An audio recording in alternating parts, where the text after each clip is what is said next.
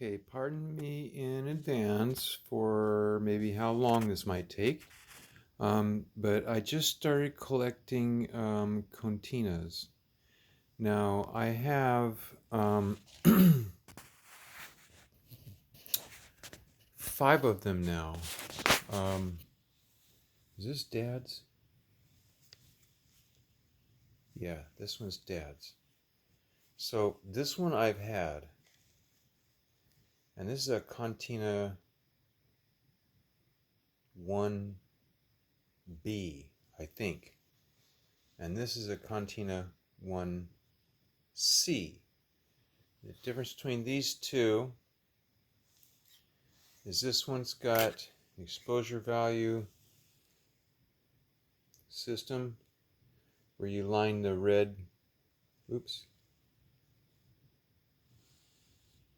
Man, are you going to focus? Where you line the red, geez, there we go, up with that number, that's your meter reading. And then as you move the shutter speed, the aperture moves with it because it's a locking ring. That's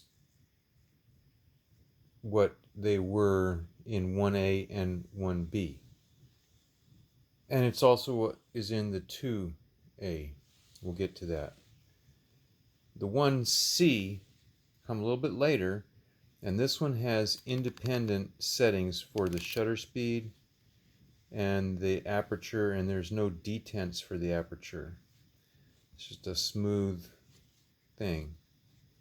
So how this works out in the lineage is this is the one that started it off. And you can see easily it's the smallest.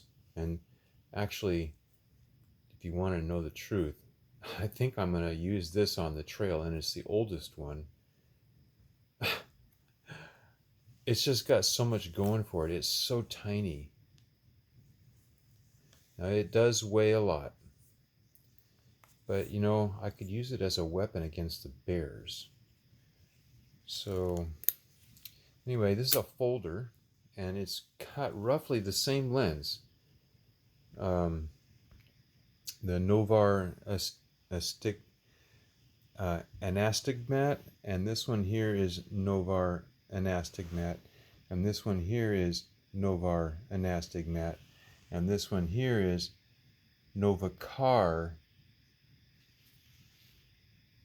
Anastigmat. A little bit different. And then this other folder, this is a version 2. This is version 1, version 2.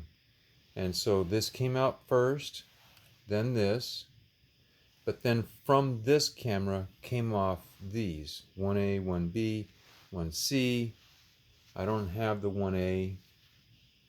And then after, I think the 1B, then this spun off to make some other cameras, and they were more like point and shoot kind of things.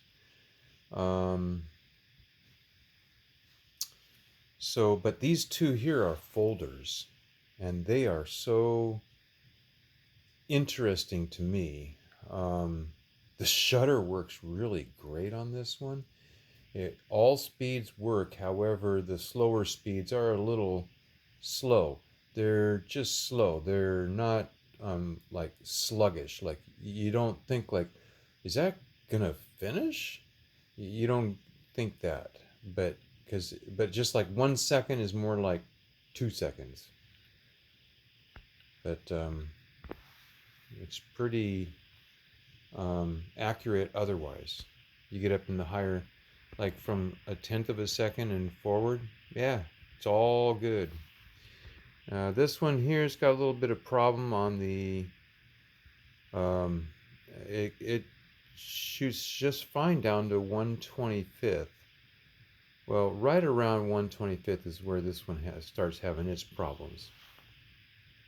This one here has to be repaired. The shutter is not releasing all the way, and it gets stuck. In fact, it may not even, let's see here. Oh, it does cock. But watch, it's going to get stuck this time. Yep, it did. And then now you can't. So I have to do my cleaning on this. I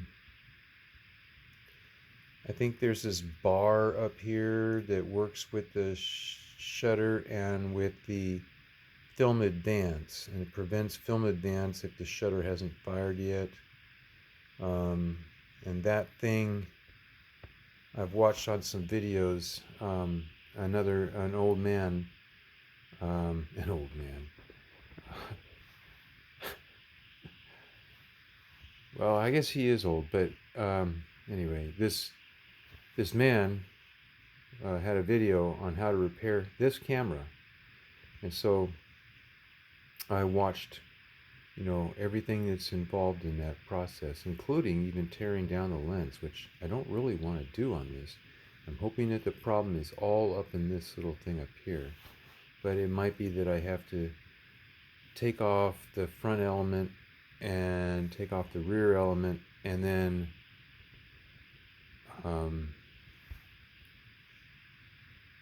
well, I'm going to see if I can try spraying some alcohol to clean it, get it running smoothly again without disassembling it. That's really what I would like to do on this. And then the same thing goes for this one here. This one here is also stuck. In fact, it might be stuck right now. Okay, no. He might fire once. He did. He fired once. Maybe he'll fire 2 times. Nope. So basically what happens when this is you have to like bang it around a little on this side so that it'll push that thing back in on the inside. This one's got the same problem as this one here. So Dad's camera, he's fine. It's just that I only get 3 shutter speeds. I only have 300, 125, and 60. 30th of a second and below stick, and then it just doesn't work. Anyway, that's it. Have a nice evening.